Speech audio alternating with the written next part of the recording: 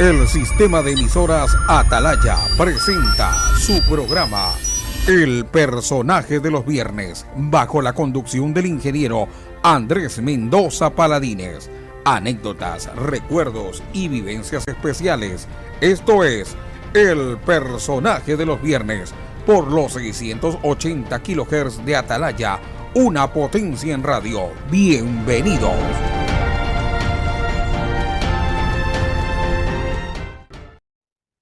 Hola, ¿cómo están amigos del Personaje del Viernes?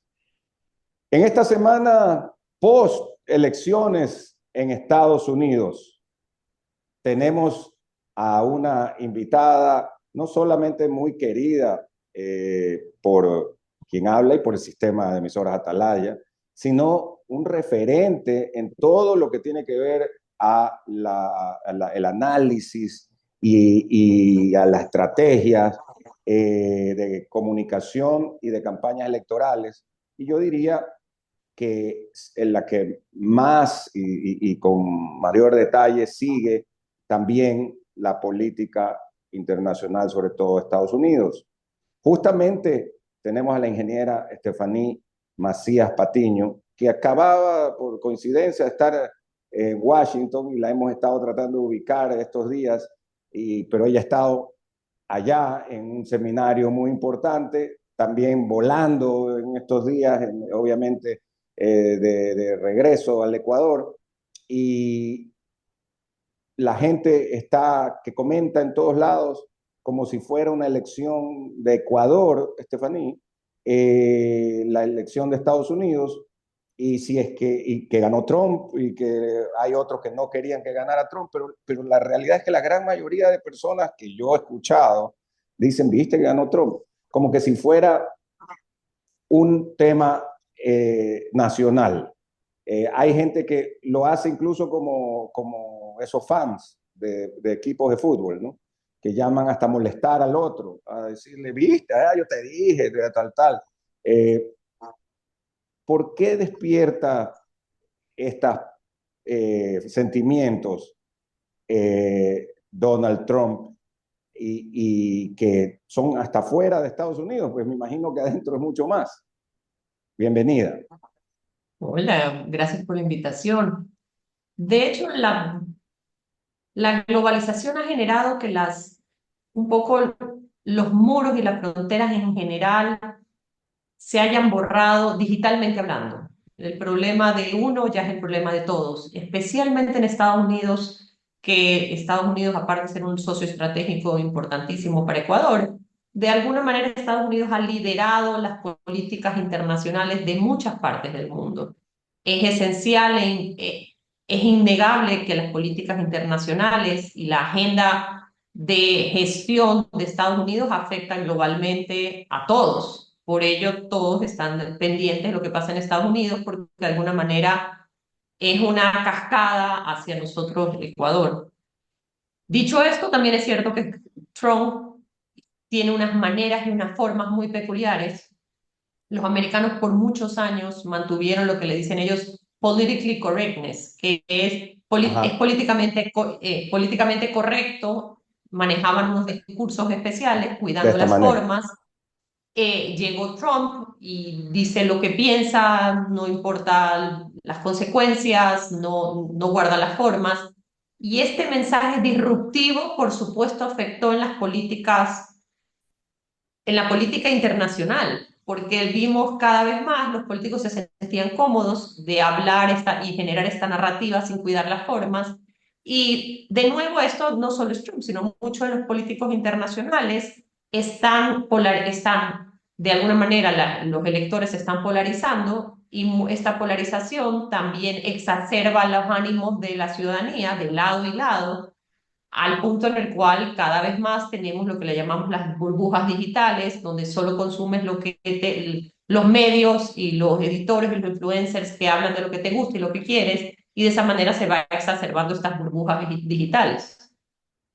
Stephanie, tú eres joven, pero tienes ya una carrera de algunos años. Estudiaste en también muy joven, tu maestría en la George Washington University, que es pues uno de los mejores centros del mundo para lo que tiene que ver a manejo de campañas y estrategias políticas. Y justo es en Washington, o sea que conoces bastante bien la ciudad y el ambiente, ¿no? Sí, de hecho, es interesante. Yo entro como pasante era la Cancillería, Ministerio de Comercio Exterior, cuando fue Ya. el presidente Gustavo Noboa y Heinz Meller era el canciller. Ah, De ya. allí, ese fue mi primer trabajo. De allí paso a trabajar en la presidencia, donde Gustavo Noboa, en coordinación diplomática. Allí conozco a quien fue mi mentor, pero ahora puedo llamarlo amigo, queridísimo, que es Roberto Isurieta. Él Y Roberto en trabajaba ese donde, momento, no, Roberto. el Roberto que le decimos Vole, Ajá. lo conocí en Quito en una de las reuniones de presidencia. Él no estaba trabajando para Gustavo Noboa, pero lo conocí y me dijo: estoy haciendo un seminario en Washington de gerencia política con la GW. GW tiene una facultad que es GSPM, Graduate School of Political Management, Ok. que le dicen el West Point de la política, porque West Point es la universidad número 1 de militares. Militares. Y él me hace esta Claro. introducción de la West Point de la política y me dice: voy a hacer un seminario, ¿por qué no vienes? Y así es como O sea, se en ese momento profesionó. todavía no te hacía clic este tema de la Yo George siempre Washington. supe que quería hacerlo, pero no Ok. sabía cuál era la manera, porque a veces uno estudiabas leyes y de ahí te Sí, profesionalizabas en comunicación o lo que en ese momento se llamaba marketing político, pero no existía una carrera de esto. correcto. Estudié en la Espíritu Santo Guayaquil, de ahí me fui a la San Francisco en Quito para poder trabajar y estudiar, y me voy al seminario de GW. Y Ok. ahí es cuando me doy cuenta que, todo lo que yo he visto, esta es la carrera. Entonces trabajaba con Gustavo Novoa y de allí me terminé la carrera, me fui a asesora del Tratado de Libre Comercio Países Andinos, Estados Unidos, que el TLC, ¿te acuerdas que las negociaciones, liderado por Eran, la ministra Baki? Yo liderado por la ministra, trabajé en el Ministerio de claro, Comercio Exterior, ya en el gobierno eh, de Lucio, ¿verdad? Lucio. De Lucio, claro. Trabajé con el Ministerio de Comercio Exterior, Baki era la ministra, Ivonne Albaki era la ministra, y ahí trabajé. De allí apliqué para la maestría y me fui a la GW. Después de la GW, lo que hice fue Pero una consulta. En el caso de los países para que íbamos a entrar al TLC, eran Colombia, Ecuador y Perú. Y finalmente Sí, Ecuador se queda fuera cuando Alfredo Palacio hace que sí, nos salgamos, ¿no? sí. Y Sí. los otros dos, pero ya las negociaciones habían venido avanzando como Por TLC, como países varios años. andinos. Sí, Claro. así es. Que incluso entiendo que los mismos, luego el mismo grupo firma Tratado de Libre Comercio con la Unión Europea y el asunto de las visas, ¿no? Del cual Ecuador se quedó fuera también. Lo chistoso es que trabajé para el TLC, Países Andinos, me fui a Washington y cuando ya estamos en Washington, el Sí, que había sido mi jefe en la presidencia, Andrés López, Andrés Terán, que después en su momento fue vicecanciller y ahora está en Ginebra, me llama y me dice: Mona, ¿qué estás haciendo? Le digo: estoy en Washington. Me dice: yo también. Están viniendo delegados de Ecuador para hacer unos acercamientos con los asambleístas, con los senadores. Vente. Entonces yo estaba ayudando a non-profit, porque no había presupuesto, sí, pero sí, estaba ya, sí, ayudando a la pero embajada ecuatoriana voluntariamente.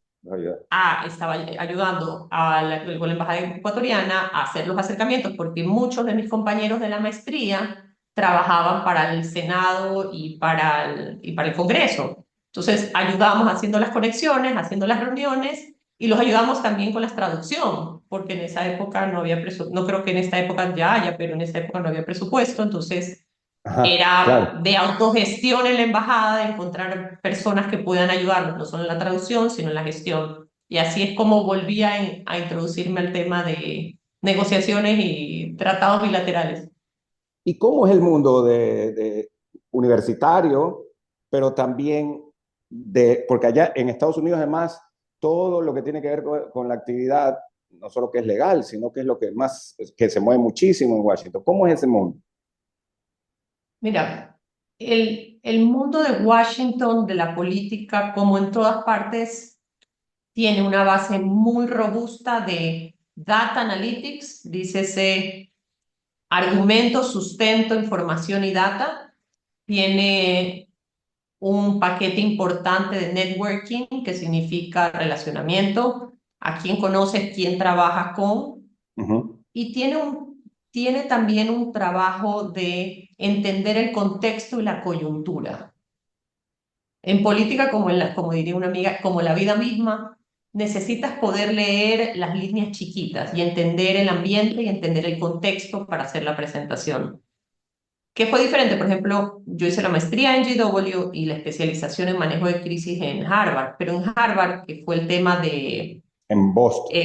en Boston de Professional Studies, ya la gente que ya tenía una carrera hecha, que lo único que estaba haciendo era especializándose en un tema redundante, pero ya tenía mucho más claro la figura, ya sabían qué querían hacer, específicamente cuáles eran sus rangos de acción. La diferencia en Washington es que Washington es una política muy específica, que no es la política nacional de cada país de los que estamos estudiando, pero todos sabíamos que a la larga esta política americana nos iba a afectar a todos. Tenía un compañero griego, colombiano, peruano, mexicano, y todos estudiábamos la política americana sabiendo que a la larga esta política iba a afectarnos a cada uno de los países en los cuales estábamos estudiándola.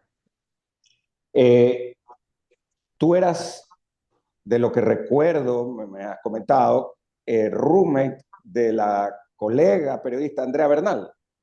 Sí, Andrea, mi amiga del alma. Andrea Bernal, nos conocimos porque cuando vimos la lista de los aceptados en la maestría, Ajá. salía Ecuador y era Andrea y yo. Los Entonces, dos, solo dos ecuatorianas. me acuerdo haber llamado a al Vole a decir, oye, aquí hay una ecuatoriana, dame el teléfono. Y nos conocimos en Quito. Andrea y yo nos conocimos en Quito y O sea, para, no se hola, conocían previamente. no, nos vamos a ir a Washington juntas, sí. Y a partir de ahí encontré a mi amiga del alma y mi roommate y mi Darcy, como le digo, que está feliz ahora en Colombia. Claro, porque ella, de haber estado acá en Ecuavisa, con mucho éxito, se va a Washington a estudiar y luego pasa a Colombia y se queda allá en Colombia, ¿no? Sí, más allá de ser un ser humano maravilloso, es una profesional de lujo. Estuvo en NT24 y ahora está en RCN. De Ya, hecho, ok. en Iba a marzo, preguntar. julio, recientemente fuimos a Bogotá a festejar sus años de carrera y eran algunos.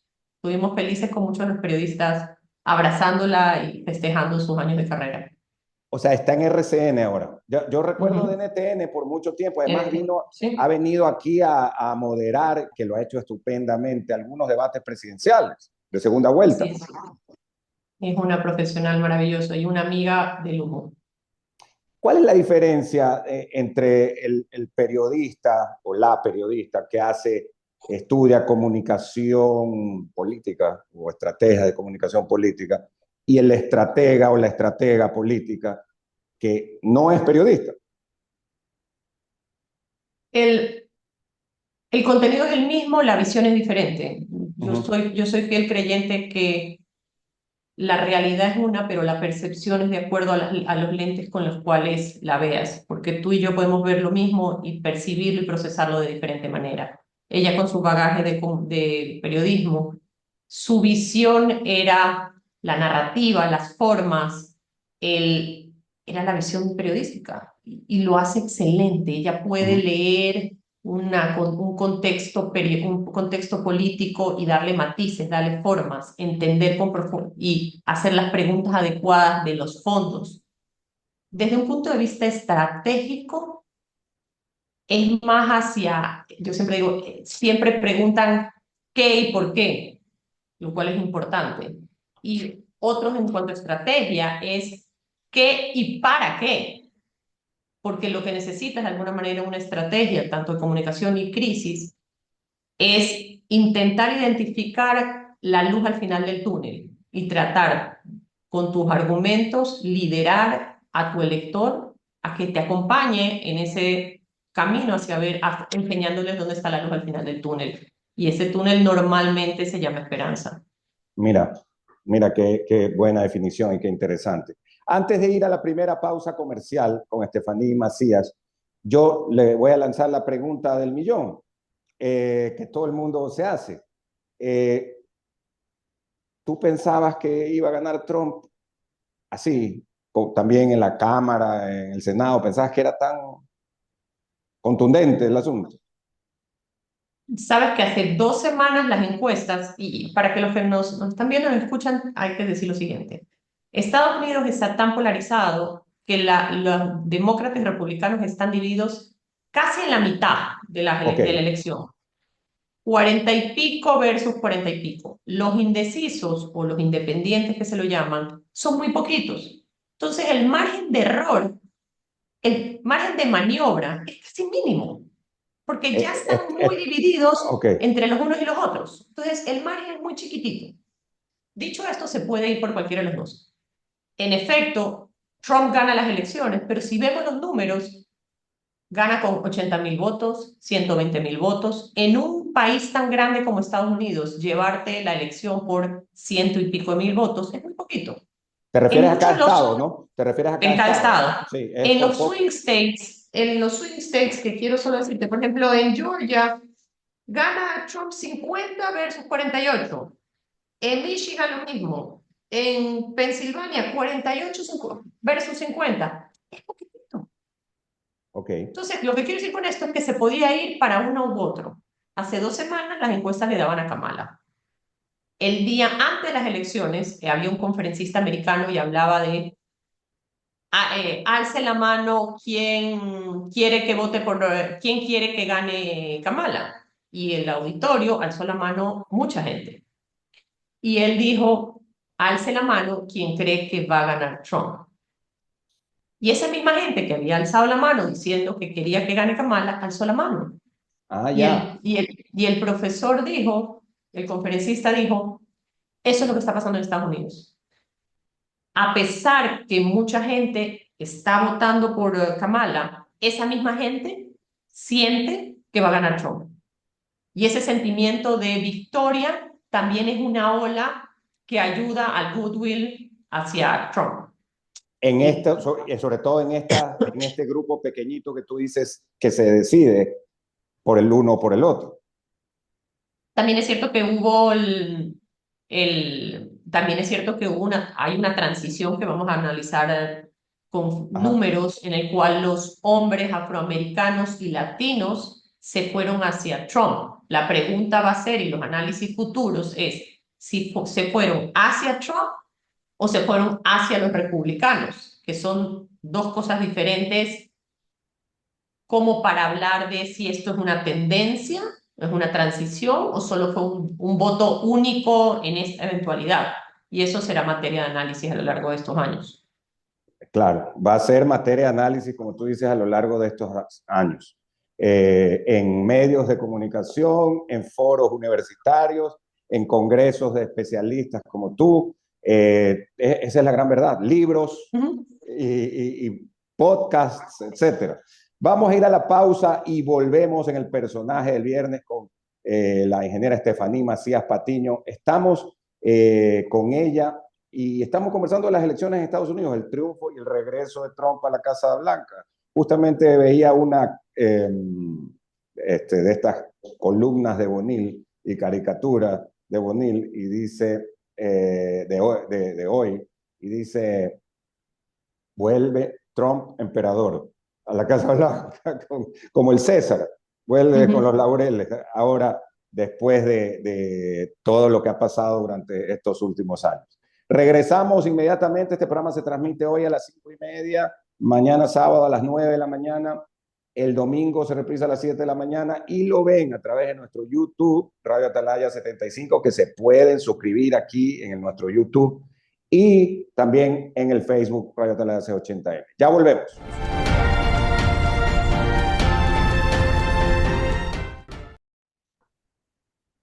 Gracias, muy amables por estar con nosotros.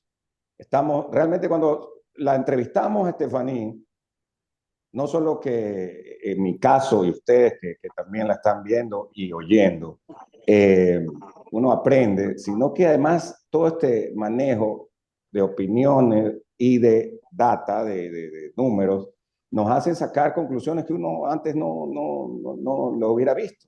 Entonces, yo te pregunto así mismo, ¿es cierto que el Partido Republicano, por ejemplo, se ha hecho ya el partido de Trump? Y no, a propósito de lo que tú decías antes de la pausa, de los votantes varones latinos y afroamericanos. ¿Se ha hecho el partido de Trump o no están así?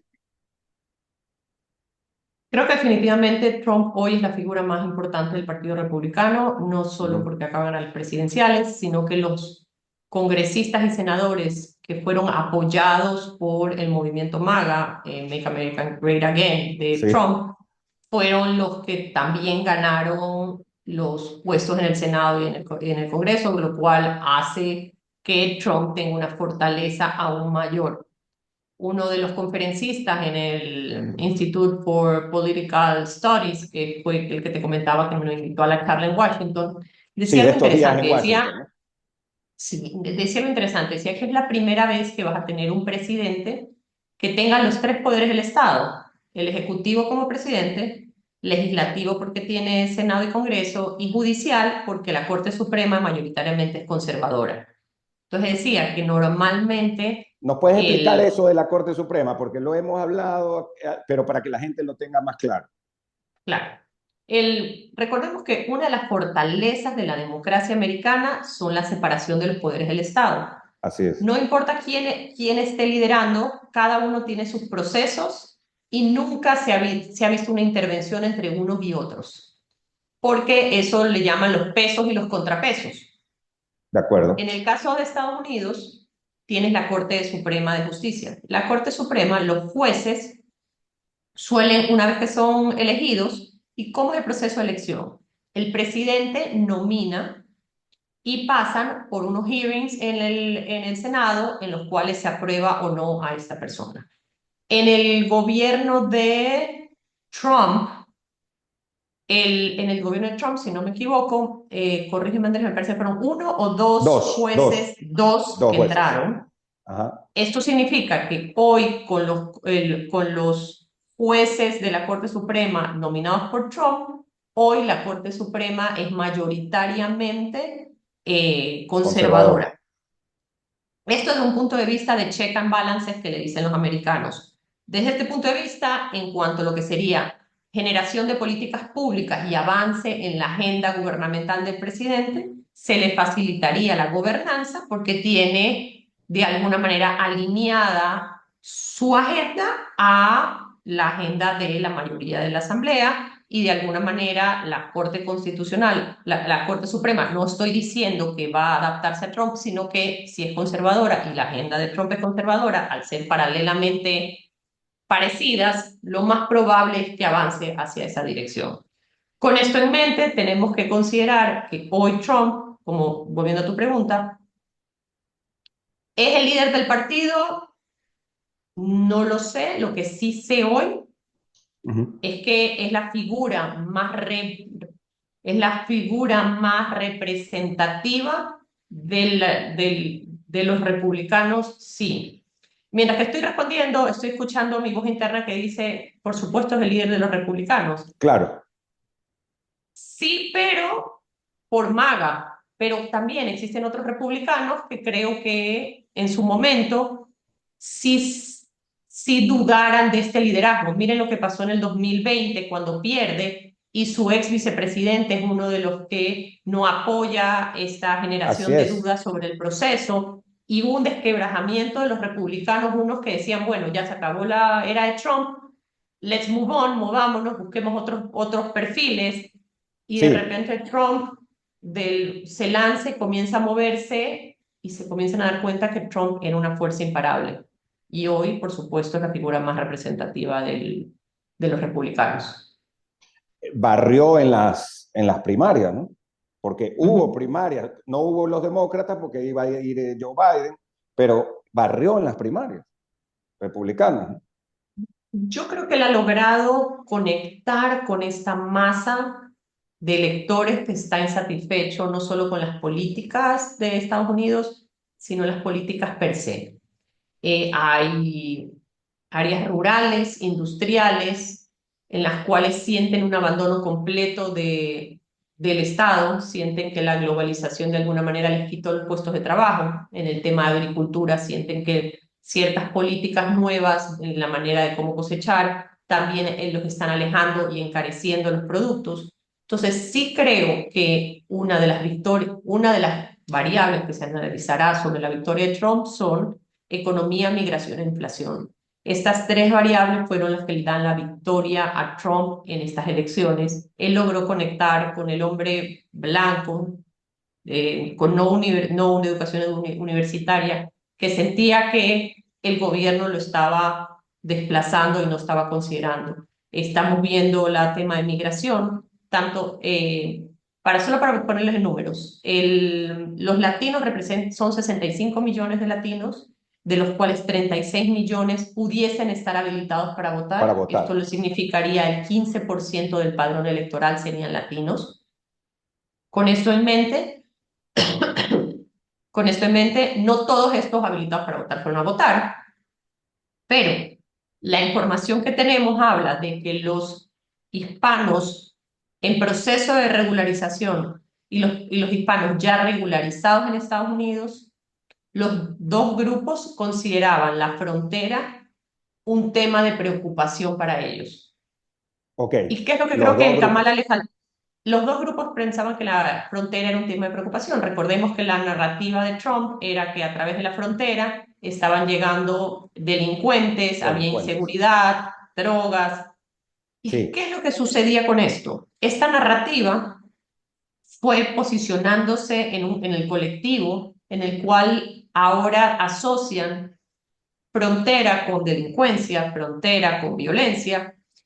Y Kamala, al saber que este grupo de personas, recordemos que las minorías suelen votar por demócratas, llámese afroamericanos, latinos, es el bastión que diríamos en Ecuador claro, de ha los sido eso demócratas. tradicional, así.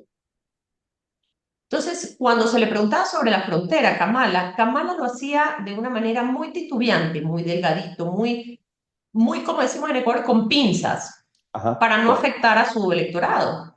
Pero le faltó, de alguna manera, para la estrategia, entender que el electorado también estaba preocupado por las fronteras y por esta inmigración irregular. Entonces, yo sí creo que dentro de los temas a tratar de los demócratas en qué fallaron, cómo mejorar, es abordar el tema de inmigración de una manera frontal para sus bases electorales que también están preocupados por esto. Entonces sí creo que eso fue un tema. También cuando estamos hablando de minorías, mira lo que pasó, quiero contarles lo que le pasó en Chicago.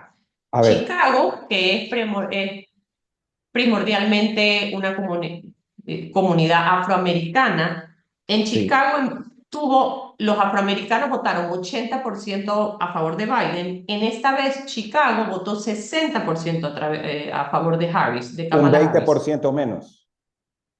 Y en el 2020 a Trump votaron el 8% y el 2024 el 15%, casi el doble. Casi el Igual doble. sigue siendo mínimo versus 60-80, pero esto habla de cómo, especialmente electoralmente hablando, cuando alguien duplica su número, por Sí, pequeño que sea el número, de 8 a 15, de 1 a 2 dígitos, es es, muchísimo. es muchísimo, claro. Y eso, Especialmente cuando... eso Dime. sucedió, aunque ganaron Illinois los demócratas, ¿no? Sí, sí. Pero en muchos otros estados también. O sea, él subió sus números. Y especialmente porque Kamala era una candidata afrodescendiente. Entonces, lo que te quiero decir con esto es, si no logras ver a alguien que en teoría debiese sentirse como y verte identificada en la candidata y cambias o votas por el otro candidato, significa que algo no está pasando en este clic, en esta conexión con el elector. ¿Y qué es lo que sucedió? Los números de Trump mejoraron en muchísimos temas. Por ejemplo, otro bastión de los demócratas son los jóvenes. Ok, Los jóvenes universitarios suelen votar mayoritariamente por los demócratas. Hoy, en jóvenes menores de 30 años, tenemos los datos siguientes. Kamala, 52%, Trump, 46%. Estamos hablando que los jóvenes que ahí normalmente suelen votar mayoritariamente sí. por demócratas, también votaron por Trump. Y un hombre que va para los 80 años, ¿no? Que uno diría, bueno, capaz, además que tradicionalmente van por los demócratas, estarían más cerca de una mujer que tiene 60. O sea, Pero también es cierto que así como Trump mejoró casi en 10 puntos sus números en cuanto a el votante varón, Kamala duplicó sus números en cuanto a mujeres. Kamala le saca 10 puntos a Trump en cuanto a mujeres. La campaña de Kamala también se enfocó mucho en los Más derechos. que Biden en cuanto a mujeres también. Sí, pero Sí, más que nada porque la campaña de Kamala se enfocó en los derechos de la mujer, los derechos sí. reproductivos, la equidad, lo cual está bien para su campaña y su agenda, pero también le faltó, y eso se verá a lo largo del tiempo de los análisis, le faltó la firmeza y la fortaleza para hablar de temas macro, no solo en temas sociales. Recordemos que Kamala es muy buena oradora y es muy Muy buena buena oradora. hablando de los temas sociales. Dicho esto, su campaña fue muy buena, pero le faltó firmeza y fortaleza en los temas que la gente estaba esperando escuchar, que fue economía, migración e inflación, que Trump lo hizo muy bien. Y cerrando esta parte, cuando decíamos que el conferencista decía quién quieres, por quién vas a votar y quién crees que va a ganar, en los focus groups decían cuáles son uno de tus problemas, y entonces la gente decía economía, esto, por quién vas a votar, y algunos decían por Kamala, pero ¿quién crees tú que pudiese resolver ese problema? Y ese mismo votante decía Trump. Trump. O sea, Entonces qué interés. el otro conferencista le decía, cuando decían, bueno, pero Kamala tuvo muchos artistas, influencers que la Sí. apoyaron, y él decía que en un focus group él vio y un votante dijo algo interesantísimo que fue, todos ellos nos entretienen, pero ninguno de ellos resuelve nuestros problemas. El único que puede resolver nuestros problemas es Trump. O sea, los votantes disciernen, ¿no? ¿Qué me parece, qué me simpatiza, qué me agrada, pero quién me va a resolver mis problemas? Súper, Y o ellos, sea, entonces creo que dentro del análisis que se verá es, no solo se vota por el más simpático o el candidato, sino también se vota por un commander in chief. Entonces, dentro de la estructura de una campaña y comunicación, tenemos que ver que no solo es la conexión con el elector, sino la asertividad y la firmeza con que el candidato aborde los temas y cómo el elector asume la manera en la cual va a resolver los problemas, el candidato A o el candidato B. hablemos de las guerras, el tema de Ucrania y el tema de Israel con la Franja de Gaza, Irán, etcétera. Un approach muy diferente y Trump viene hablando ya varios, no meses, desde hace 2 años sobre el tema de Ucrania, ¿no? Definitivamente, Ucrania tiene que estar ahorita, el gobierno de Ucrania tiene que estar en modo cuarto de guerra, identificando qué va a hacer, porque lo primero que va a hacer Trump, y lo ha dicho, es cortar el apoyo financiero hacia Ucrania, y eso Es va a verdad. ser complicado. NATO también, Trump ha tenido opiniones muy fuertes sobre NATO y lo que va a hacer. Sí, Dentro de ellas, él cuestionó su funcionamiento, su razón de ser y su financiamiento. su Entonces, financiamiento. estoy segura que NATO también será un organismo que estará reuniéndose para identificar qué es lo que va a hacer. Que es interesante sobre lo de las guerras. Michigan, que Wisconsin, Michigan y Pensilvania eran los estados que se llaman el muro azul. Son los Sí, swing states o los los tres estados péndulos. También le dicen estado bisagra. El país de España le dice, asumo que por el español de España, de España. estados bisagra. Sí, sabe. En los estados bisagra son los estados que solían, ningún candidato demócrata que haya llegado a la presidencia ha llegado sin Pensilvania. Por eso Pensilvania era el pollo de la corona. Pero ¿qué es lo que sucede en Michigan? Michigan tiene una población, la población más grande árabe estadounidense de Estados Unidos. Michigan, ok. Michigan. ¿Y qué es lo que pasa en Michigan? Se llama Dearborn en la comunidad. Ellos rechazaban la manera en la cual la administración Biden había apoyado a esta guerra a favor de Israel y no de los árabes. Ya. Y esto también consideró y también afectó la sumatoria de los colegios electorales porque Michigan se fue a los republicanos. ¿Por qué digo esto? Porque hemos hablado siempre de ganó Trump, perdió Kamala, pero nunca hemos abordado el tema de que Kamala también traía una mochila pesada, que era que también había sido vicepresidenta de un gobierno en curso. Sí, con ese Todos los desgaste, ¿no? Con gobiernos esa mochila, viene, claro. todos los gobiernos suelen tener un desgaste natural. Es imposible decir que un gobierno no tiene un desgaste natural. Hasta Barack Obama, Clinton en su momento para la reelección, les costó también porque ser gobierno implica también que hay un desgaste. No todo ciudadano Sí, va a estar de acuerdo, no todo ciudadano va a estar a favor, y ese claro. desgaste es parte de la dinámica de una campaña de reelección. Dicho esto, especialmente en Michigan, Kamala no solo pierde por ser Kamala, si la campaña estuvo bien o mal, también pierde porque la comunidad árabe estadounidense tiene un voto rechazo a la administración de Biden. Entonces, como decías tú, como hablamos de la guerra, en este caso Ujú. específico, esta guerra también afectó un estado clave como Michigan para Kamala, Que ese estado clave terminó yéndose a Biden, con, a Trump. a Trump. Pero había estado con Sí. Biden, pues, ¿no?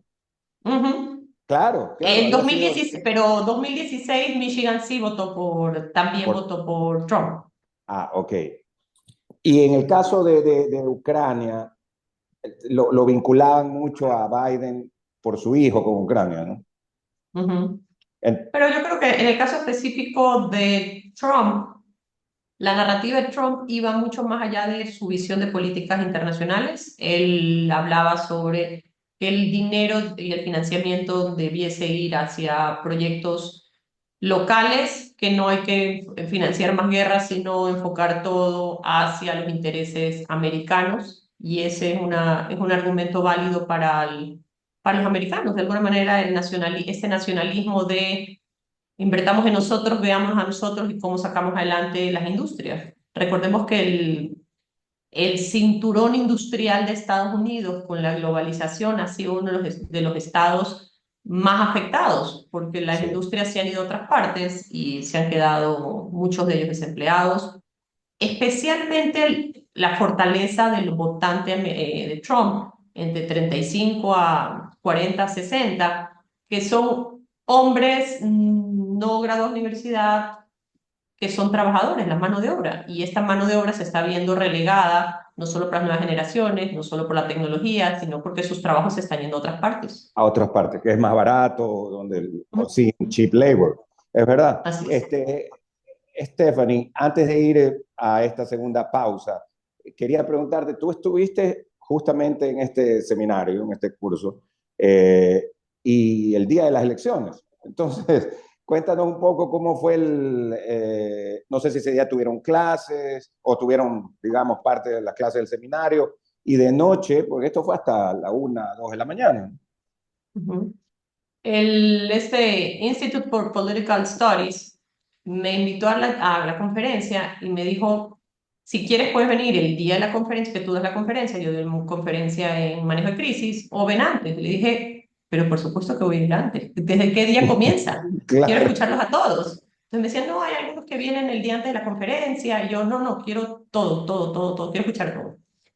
Y uno de los presentadores hablaba del movimiento americano sobre las minorías y cómo cada vez más les estaba haciendo más fácil las encuestas. Y aquí quiero contarles lo que sucede.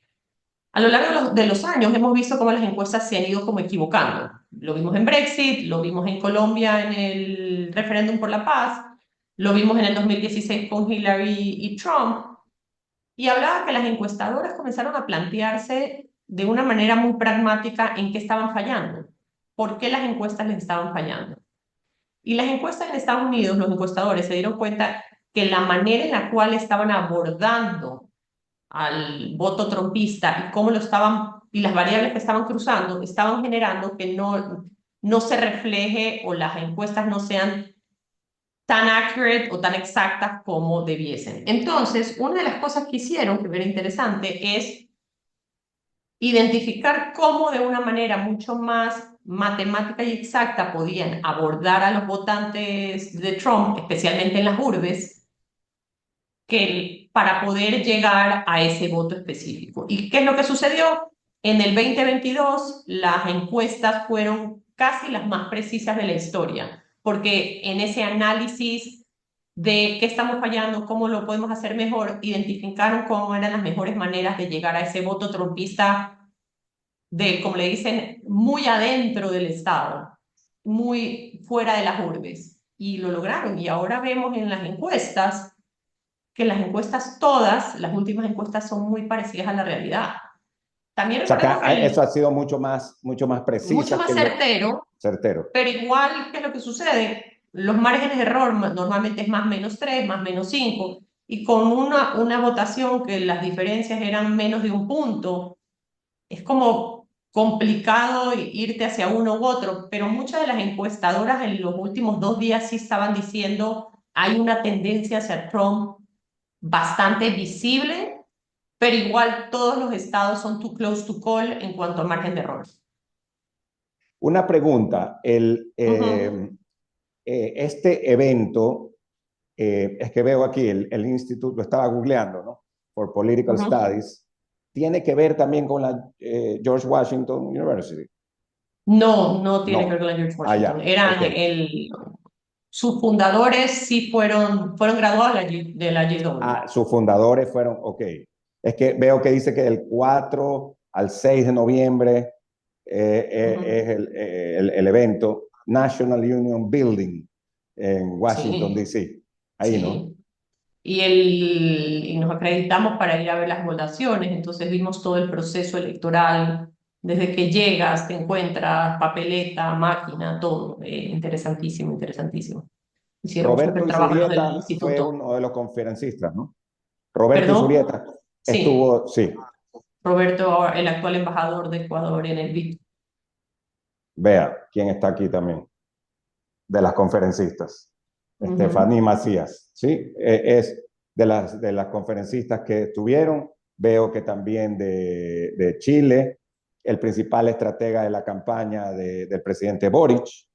Sebas dio una charla con Jonathan Adelson, que fueron los estrategas de Boric. Ahora Sebas está, Sebas, el embajador Sebastián, está Es embajador. es el embajador de Chile en la OEA. Mira, o sea que vive en Washington, ¿no? Vive en Washington, así es. Por otro lado, veo algunos otros nombres, por ejemplo, Mike Madrid, que es experto en voto latino. Americano.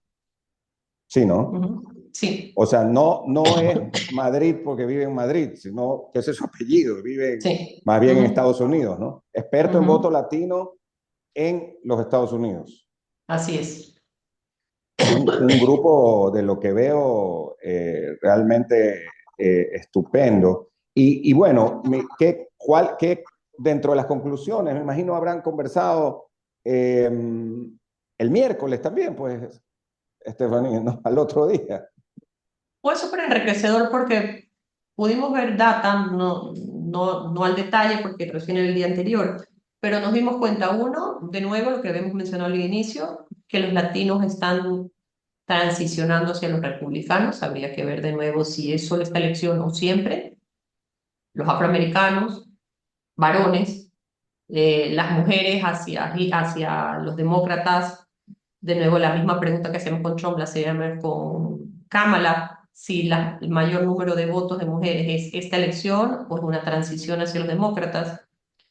El tema latino, inmigración, cómo esto afectó y cómo el hecho de que Kamala no lo haya abordado en mayor profundidad le pudo haber afectado.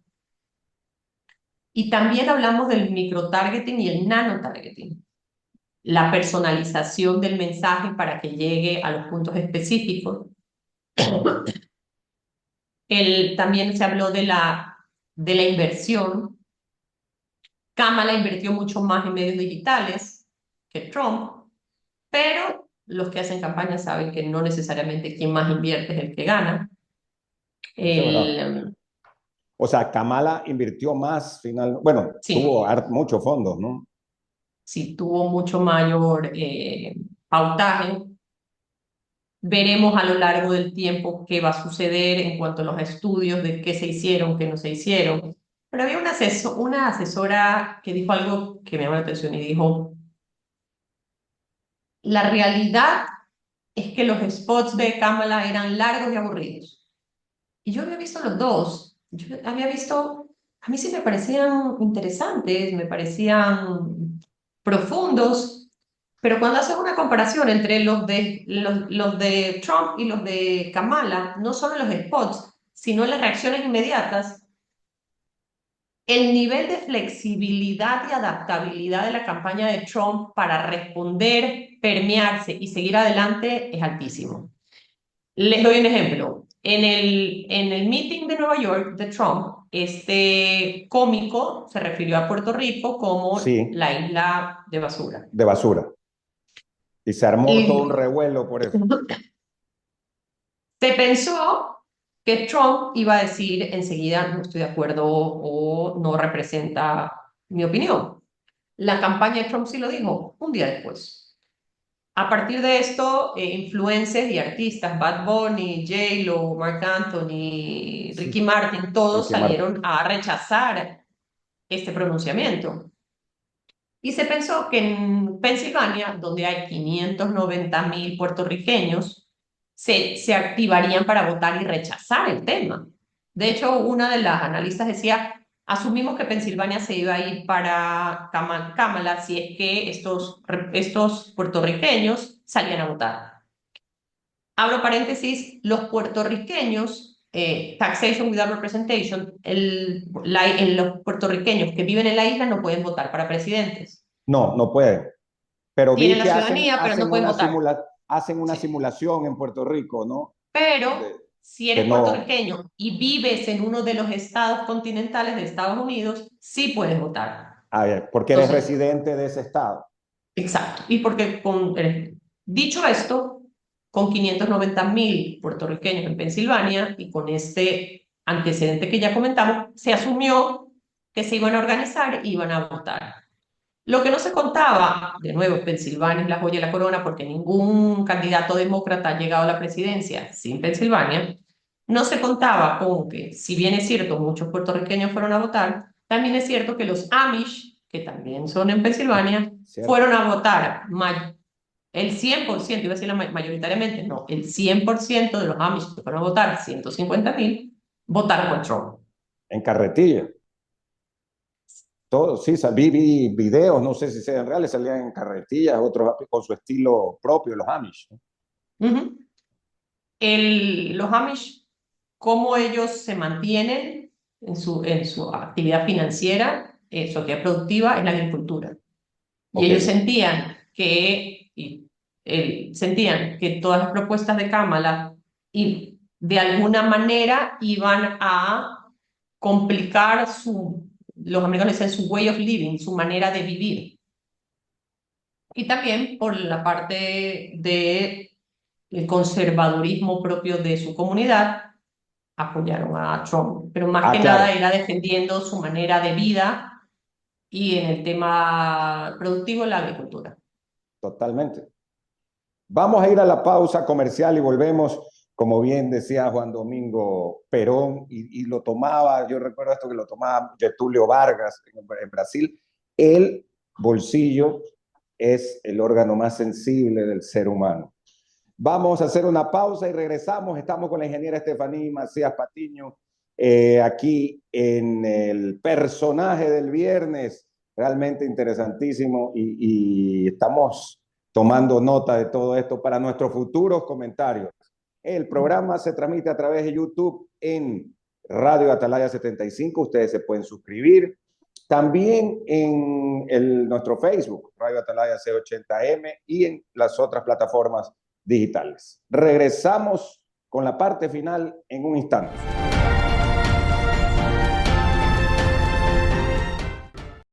Gracias muy gentiles a todas las personas que nos siguen y a quienes nos escriben también a través de las redes sociales, lógicamente, en el personaje del viernes. Y yo quiero aprovechar que está Estefanía Macías, que es madre de familia, y aquí se está diciendo, no, cuando digo aquí me refiero en estos días, no en Ecuador necesariamente, sino en estos días, igual en Estados Unidos, que en Estados Unidos no se vota por mujeres para presidenta, que no, es más, que no están preparados para que haya mujeres presidentas en los Estados Unidos, por lo que perdió Hillary Clinton con el propio Trump, ahora Kamala Harris, y que entonces si eso pasa en un país liberal, pensemos así, en comparación a los del tercer mundo, pues en el tercer mundo menos aún, dicen algunos. Pero vamos directo al tema de Estados Unidos. ¿Qué pasa? ¿Por qué crees tú? ¿Es un tema del género o de los candidatos? Siendo mujer, viniendo de una familia donde mi padre nos decía primero el máster y después el mister, Recuerdo. y siendo agradecida con todas las mujeres que nos han abierto el espacio, porque los que nos escuchan y nos vean, cada vez que veas una mujer en la tele, en un puesto público, en un puesto de liderazgo, es porque han habido muchas mujeres atrás nuestro que han seguido caminando y han roto esos pequeños o grandes techos de cristal para que nosotros estemos. Dicho esto, el antecedente, cuando yo quería estudiar esto, mi padre, que siempre, yo digo que siempre creyó en mí, él decía, bueno, pero ten una carrera en algo más por si acaso. Y sí siento que en la época que comencé, tú eres uno de los primeros que me abrió la puerta y lo agradezco siempre.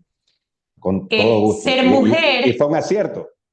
Imagínate, gracias. Ser mujer guayaquileña, en Ecuador le decimos mona, y hablar, analizar política y crisis, estaba supeditado para hombres de la sierra, y mujer mona era como diferente. Cada vez más hay mujeres muy capacitadas llegando a los diferentes puestos de toma de decisión, y eso para todas nosotras, cada vez que yo veo una mujer en algún puesto de decisión, hablando, estando como digo yo, en la mesa que se toman las decisiones, es un avance para todas. Cuando hablamos la vez pasada de que habían algunas candidatas presidenciales mujeres, puedes estar a favor o en contra, pero todas ellas eran unas mujeres capacitadas. Así es que lo festejamos, que en todos los espacios haya mujeres capacitadas teniendo una voz.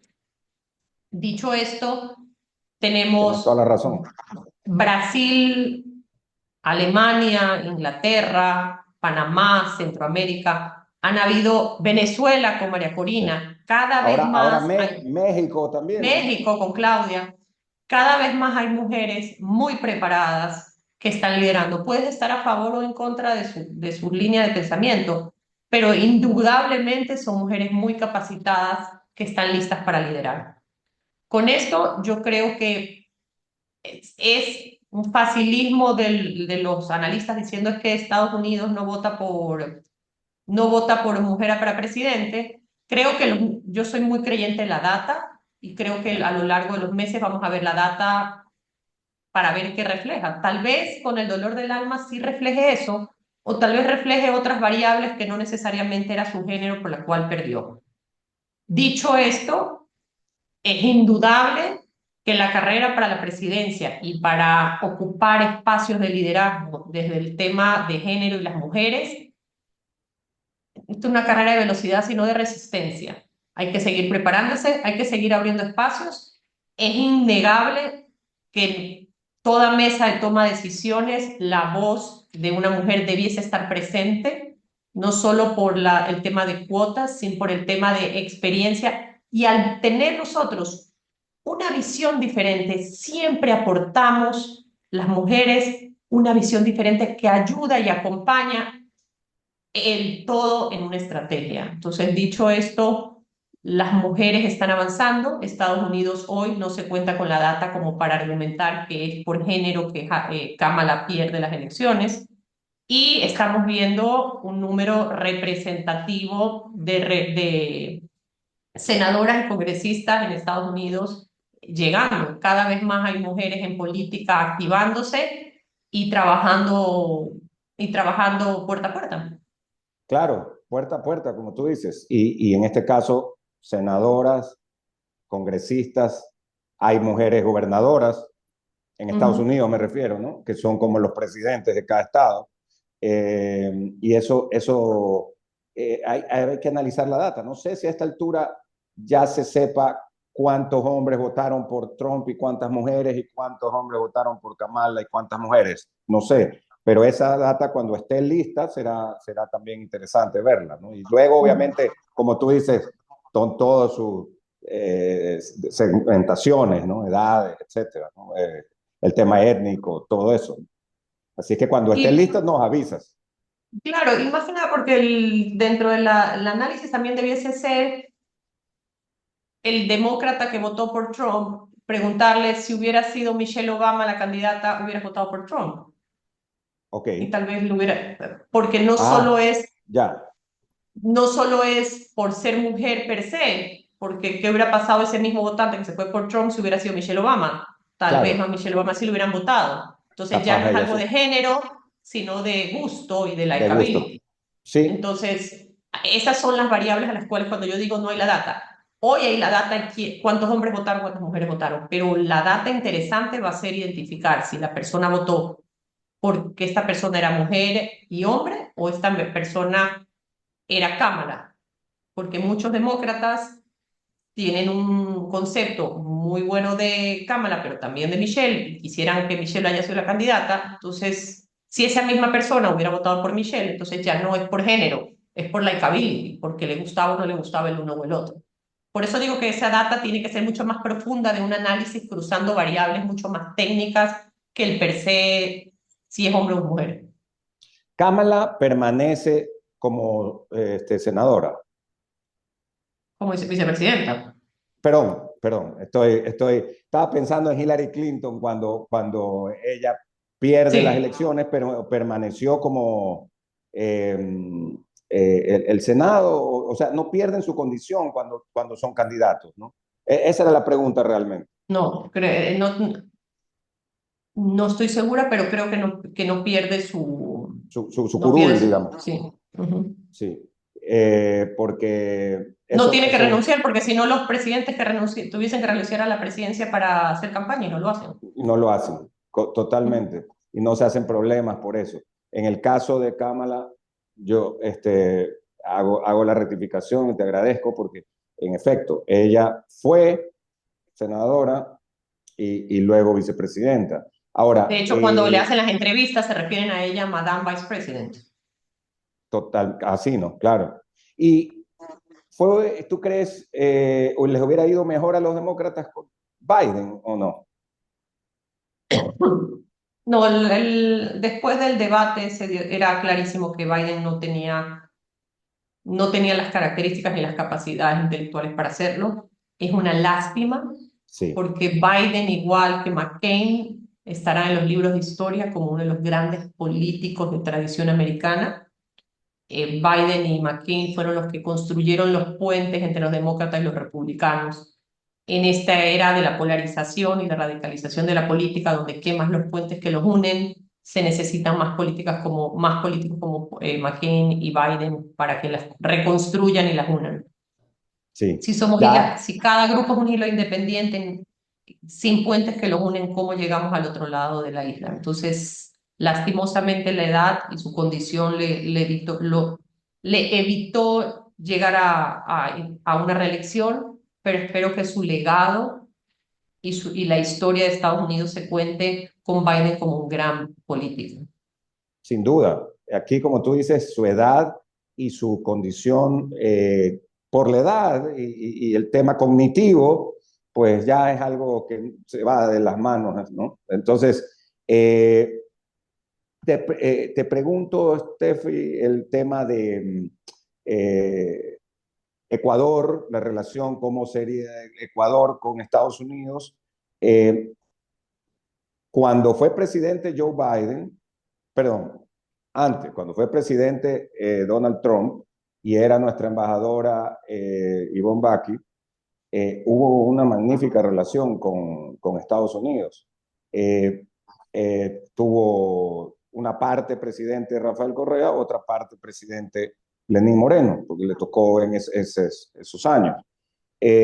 Ahora viene esta nueva etapa de Trump. Los cubanos, venezolanos, en Florida especialmente, que han votado masivamente por Trump, pues quieren que haya una política fuerte del gobierno de Estados Unidos hacia Venezuela y hacia cualquier cuestión que tenga que ver con socialismo en la región. Hablemos primero con Ecuador. ¿Cómo ves la relación en el futuro? Bueno, es indudable la relación de amistad que tiene la ex embajadora Ivonne Albaki con el actual presidente electo Trump. Y Trump, sí. definitivamente desde un punto de vista pragmático, y digo pragmático porque es de conocimiento público mi admiración y cariño inmenso hacia la embajadora Baki. Cierro paréntesis. Ella es una crack, así como dicen los chicos jóvenes, es una crack, Ivonne Baki. Es verdad. Definitivamente. Pero es un tema muy pragmático, más allá si te gusta o no te gusta, si te cae bien. Cada país tiene que maximizar sus recursos y las maneras en las cuales puedes lograr introducir las necesidades y los temas de tu país en la agenda gubernamental del nuevo presidente.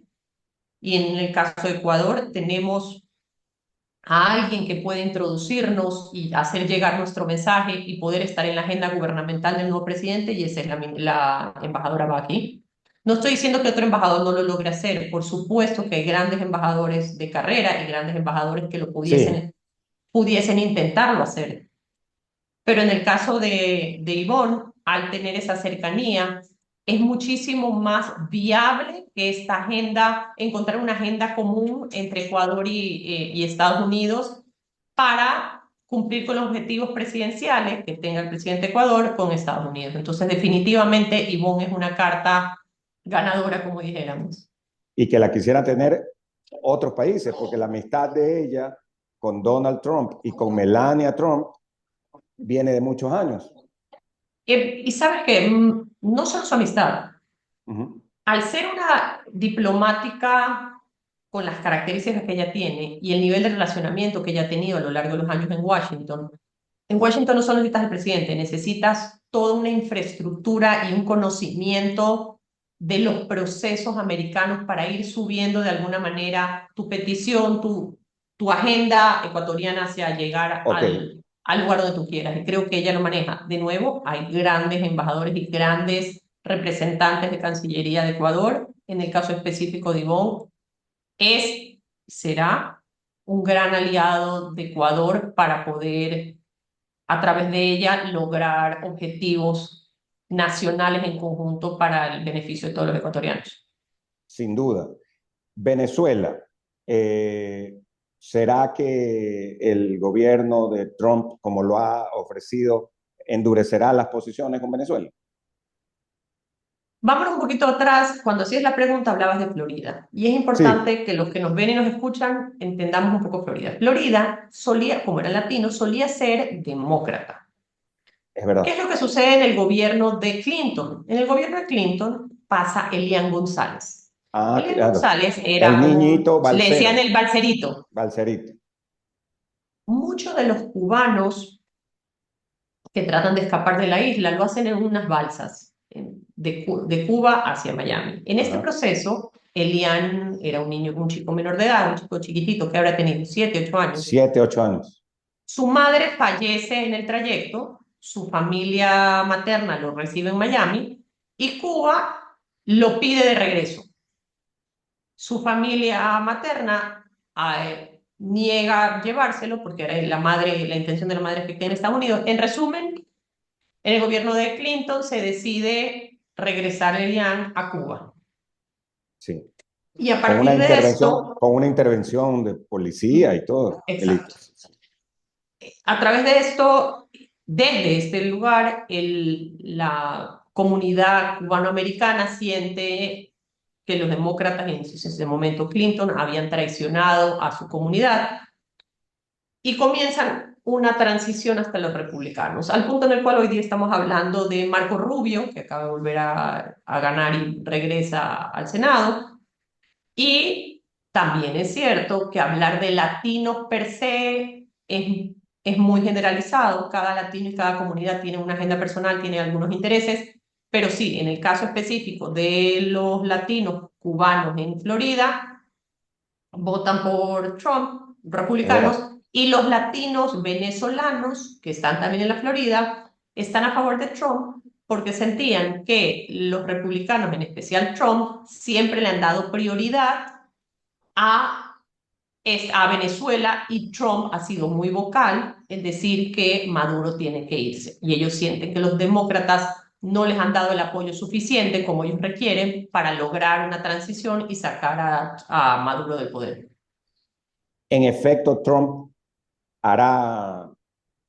tomará medidas más fuertes contra Maduro, porque medidas más fuertes quiero decir no solo sanciones económicas, porque de lo contrario ya vemos que no. El gobierno de Biden llegó a unos acuerdos en Jamaica, me parece, donde le dijeron, bueno, si tienen unas elecciones competitivas, unas elecciones donde haya una verdadera competencia, les vamos a levantar estas sanciones económicas. Les levantaron varias de las sanciones económicas, les devolvieron al señor Saab, etcétera, pero no hubo pues las elecciones competitivas. Sí, de hecho, de alguna manera la comunidad venezolana sintió que al sentarse a la mesa de negociación, los demócratas, el gobierno de Biden con Maduro, legitimaba el gobierno de Maduro. Al regresar a Saab, le daba una legitimidad al gobierno de Maduro, y esto es lo que ellos quieren evitar. Quieren generar que las políticas americanas sean mucho más duras en contra del régimen y que vuelvan las sanciones hacia el régimen. Y ellos están seguros que con Trump esto sí va a suceder. Ok, vamos a estar pendientes. Queremos agradecerte, Estefaní. Acabas de llegar justamente de Washington, además con virus gripal, por estar con nosotros y sobre todo porque como aquí en el Ecuador de una semana a otra cambian los temas de la agenda, no queríamos dejar de esta semana que todo el mundo está con el tema de las elecciones en Estados Unidos y de esta campaña 2024 que acaba de terminar en buena hora, de manera pacífica además, porque todos aceptan los resultados. Esperaremos a qué es lo que se viene en los próximos meses. La posesión en el 20 de enero, me parece que es en Washington, será bastante distinta que la del 2020, donde estaba la ciudad sitiada. Estuvimos nosotros allá, recuerdo, incluso con la embajadora Ivonne Baki, que nos ayudó para podernos acreditar, y era pues otro ambiente, ¿no? Al que esperemos que esta vez, como ya se ha ofrecido, será diferente. Muy gentil. Yo creo que van a haber mareas humanas en la posesión de Trump esta vez. Mareas humanas, sí, ¿no? Sí, sin duda. Stephanie, gracias a todos los que nos siguen, que nos oyen, que nos ven en el personaje del viernes con la ingeniera Estefaní Macías Patiño. Hemos estado en el día de hoy. Este programa se transmite a las 5:30 de la tarde, mañana a las 9 de la mañana, el domingo a las 7, y nos siguen por el YouTube y el Facebook de Atalaya. Muchas gracias. Gracias por la invitación. Buena semana con todos. Igual. Chao, chao.